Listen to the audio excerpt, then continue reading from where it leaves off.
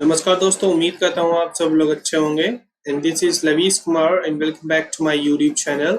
And today I am gonna teach you about pronoun. आज मैं आपको प्रोनाउन के बारे में बताने वाला हूँ। ठीक है, प्रोनाउन जैसे कि आप सभी जानते हैं कि प्रोनाउन को हम हिंदी में क्या बोलते हैं, सर्वनाम। ठीक है, लास्ट की क्लास में मैंने आपको बताया था नाउन। ठीक है, तो चलो देखते हैं शुरू से इसको प्रोनाउन क्या होता है। प्रोनाउन, जिसको हम हिंदी में आपको बता चुका हूँ क्या बोलते हैं इसको, सर्वनाम। A word which is used in the place of noun. Noun क्या होता है हमारा, संज्ञा, यानी कि संज्ञा के स्थान पर प्रयुक्त या उसका प्रयोग जो किया जाता है संज्ञा के स्थान पर, उसको क्या बोलते हैं हम, सर्वनाम कहते हैं, प्रोनाउन कहते हैं। ठीक है, जैसे कि आप देख सकते हो, नाउन के स्थान पर प्रयुक्त होने वाले शब्द को प्रोनाउन कहते हैं। नाउन के रिपीटेशन, ठीक है, से बचने के लिए ही प्रोनाउन का प्रयोग किया जाता है। यदि हम किसी वाक्य में एक ही नाउन का प्रयोग बार बार करें तो उस वाक्य की सुंदरता खत्म हो जाती है। इसी कारण नाउन के बदले प्रोनाउन का प्रयोग किया जाता है। ठीक है, तो जैसे कि आप देख सकते हैं, यहाँ पे एग्जाम्पल में दे रखा है मैंने, mister Shukla being a good teacher he is liked by all the other leaders। ठीक है, तो यहाँ पे जो he है, यहाँ पे he को हम हटा देंगे क्योंकि नाउन के स्थान पर प्रोनाउन का प्रयोग होता है। ठीक है, अब चलो इसके कुछ जो नाउन के टाइप्स, प्रोनाउन के टाइप्स हैं उनको देखते हैं। ठीक है, वे प्रोनाउन जो तीनों, ठीक है, प्रोनाउंस जैसे तीनों कौन कौन, फर्स्ट पर्सन, फर्स्ट यानी कि मैं अपने लिए फर्स्ट पर्सन हूँ, आप अपने लिए फर्स्ट पर्सन है। ठीक है, मैं आपके लिए सेकंड पर्सन हूँ और आप मेरे लिए सेकंड पर्सन है। ठीक है, सपोज करो अभी यहाँ पे मैं और आप, ठीक है, हम दोनों बात कर रहे हैं। यदि मैं बोल रहा हूँ आपसे, मैं आपसे बातें कर रहा हूँ, तो मैं फर्स्ट पर्सन हुआ और आप मेरे लिए सेकंड पर्सन हुए। ठीक है, और यदि हम किसी तीसरे व्यक्ति के बारे में बात करेंगे तो हमारे लिए वो थर्ड पर्सन हुआ। तो यहाँ पे मैंने बताया जैसे कि फर्स्ट पर्सन, सेकंड पर्सन तथा थर्ड पर्सन में प्रयुक्त होते हैं, उन्हें हम पर्सनल प्रोनाउन कहते हैं। तो पर्सनल प्रोनाउन क्या होते हैं, जिसे हम पुरुषवाचक भी कहते हैं, पुरुषवाचक। ठीक है, सर्वनाम भी कहते हैं। तो हम सबसे पहले सीखने वाले हैं आज पर्सनल प्रोनाउन को, जिसको हम बोलते हैं हिंदी में पुरुषवाचक सर्वनाम। अब ये पुरुषवाचक यानी कि पर्सनल प्रोनाउन क्या क्या होते हैं, देखो दो केस में होते हैं, एक तो होता है नॉमिनेटिव केस और एक होता है ऑब्जेक्टिव केस। तो जैसे कि नॉमिनेटिव केस में आई यानी कि मैं, सी, ही, दे, इट, वी, यू, और इन्हीं का जो ऑब्जेक्टिव केस होगा वो आएगा क्या होगा, मी में, सी का हर, ही का हिम, दे का देम। आप देख सकते हैं इसी तरीके से ये चेंजेस होते हैं, जो कि आपको पहले ही मालूम होगा इस चीज के बारे में। तो ठीक है, तो अब चलो सबसे पहले हम ये समझते हैं कि नॉमिनेटिव और ऑब्जेक्टिव केस होते क्या हैं। तो जब किसी सेंटेंस के वर्ब के पहले प्रोनाउन का प्रयोग हो तब वह नॉमिनेटिव केस में होता है, और यदि प्रोनाउन का प्रयोग वर्ब के बाद हो तो वह ऑब्जेक्टिव केस का, ठीक है, का प्रयोग किया जाता है। जैसे कि आप देख सकते हैं, आई बीट हिम, ठीक है, तो वर्ब के बाद है और ये वर्ब के पहले है। ठीक है, ऐसे ही इसका पैसिव वॉइस में आप देख सकते हो कि ही इज बीटन बाय मी, तो वर्ब के बाद और वर्ब के पहले, ये पैसिव वॉइस हो गया। अब इसके कुछ नियम भी हैं, चलो इसका कुछ हम रूल्स देखते हैं, नोट आपको करके लिखना है कि जब प्रोनाउन बहुवचन में हो, ठीक है, जब भी कभी आप देखते हैं कि प्रोनाउन अगर हमारा बहुवचन में होता है तो प्रोनाउन का हम एक,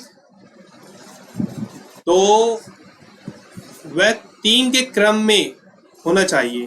ठीक है, अतः सबसे पहले हम क्या करेंगे, फर्स्ट पर्सन, फिर उसके बाद सेकंड पर्सन और अंत में थर्ड पर्सन का प्रयोग करते हैं। फर्स्ट पर्सन जैसे कि मैं अपने लिए फर्स्ट पर्सन हूँ, आप मेरे लिए सेकंड पर्सन है, और कोई तीसरा व्यक्ति हमारे लिए कौन होगा, वो थर्ड पर्सन होगा। वी यानी कि हम फर्स्ट पर्सन हम, ठीक है, फर्स्ट पर्सन हुए, यू आप या तुम सेकंड पर्सन हुए, एंड दे और वे वो थर्ड पर्सन में आ गए। शुड रेस्पेक्ट एल्डर्स, हमें और मुझको या आप कह लो हमें, तुमको और उन सभी को जो अदर हैं, दूसरे हैं, उनको भी क्या रेस्पेक्ट करनी चाहिए अपने बड़ों की, एल्डर्स की, ठीक है। तो यहाँ पे क्या, यहाँ पे जितने भी ये प्रोनाउन है वी यू दे, ये सभी के क्या है, ये सभी बहुवचन में है। तो इसलिए ये कौन से क्रम में रखे गए हैं, पहले सबसे पहले आएगा फर्स्ट पर्सन, फिर आएगा second person and then third person. इसका हम एक और एग्जांपल देखते हैं, वी यू एंड दे, ठीक है, मस्ट गो टू स्कूल। तो कुल मिला के जो बात है, जो हम ये कहने चाह रहे हैं कि भाई ये जो हमारा फर्स्ट है, सेकंड और थर्ड पर्सन अगर बहुवचन तीनों एक साथ आते हैं तो उनका जो क्रम होगा वो पहले फर्स्ट सेकंड और थर्ड के हिसाब से होगा। बाकी आपका सेंटेंस वाक्य कुछ भी हो सकता है। अब इसका एक तरीका और होता है, जब एक ही वाक्य में भिन्न भिन्न प्रकार के प्रोनाउंस हो, यानी कि सेंटेंस हमारा एक ही हो लेकिन उसमें तरह तरह के प्रोनाउंस का यूज हुआ हो और उसमें अपना दोष स्वीकार किया गया हो, यानी कि कुछ भी जो उसने गलती कही, यानी कोई बुरी बात कहीं जाने का बोध होता हो, ठीक है, तो तब हम प्रोनाउंस को 1 2 3 के क्रम में ही रखेंगे। तब भी समझ ये बात, यदि मान लो किसी एक सेंटेंस में एक से ज्यादा प्रोनाउन का यूज हुआ हो, डिफरेंट टाइप का, और उस सेंटेंस में उस वाक्य में कुछ गलत बात, ठीक है, यानी कि गलती मान लो या कुछ भी गलत बात को स्वीकार किया गया हो, तो उसको हम 1 2 3 के क्रम में लिखेंगे। जैसे कि I and you and he have made a mistake, यानी कि उसने आपने और उसने, तीनों ने क्या की, गलती की। तो इस सेंटेंस में हमको क्या मालूम है कि हाँ भाई इन्होंने कुछ गलती की है और ये हम लोग इसको मानते हैं। तो इसलिए हमने सबसे पहले क्या रखा, first person, then second and then third person. ऐसी सेकंड सेंटेंस में आप देख सकते हैं, you and he have killed the innocents, यानी कि अब यहाँ पे फर्स्ट पर्सन तो है नहीं, तो यहाँ पे सेकंड और थर्ड पर्सन है, तो उसी को हम उसके क्रम में ही रखेंगे, फर्स्ट सेकंड थर्ड के क्रम में। तो फर्स्ट हमारे यहाँ पे है नहीं, देन सेकंड और देन थर्ड पर्सन, ठीक है। और इसका एक टाइप और है, इसको और देखते हैं, चलो।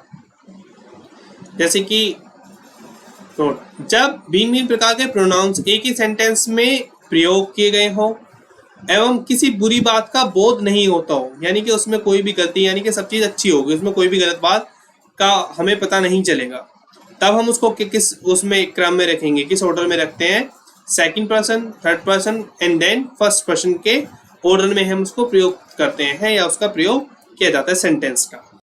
जैसे कि you he and I must come to school tomorrow, ठीक है, जैसे कि आप, उसे और मुझे स्कूल जरूर आना चाहिए कल को, ठीक है। तो इस वाले वाक्य में हम देख सकते हैं कि यहाँ पे कुछ भी गलत बात नहीं कही गई है, ना ही हमें कुछ गलती करने का या जो हमने गलती की है उसको स्वीकार करने का बोध नहीं होता है। तो इसलिए क्या है, ये भी सब प्रोनाउंस इसमें अलग अलग तरीके से यूज हुए हैं, लेकिन हमको ध्यान क्या रखना है कि इस तरीके के सेंटेंस में, वाक्य में हमेशा सेकंड पर्सन, फिर उसके बाद में थर्ड पर्सन और अंत में यानी कि लास्ट में हमको फर्स्ट पर्सन का प्रयोग करना है। इसी क्रम में हमको प्रोनाउंस यूज करने हैं, ठीक है।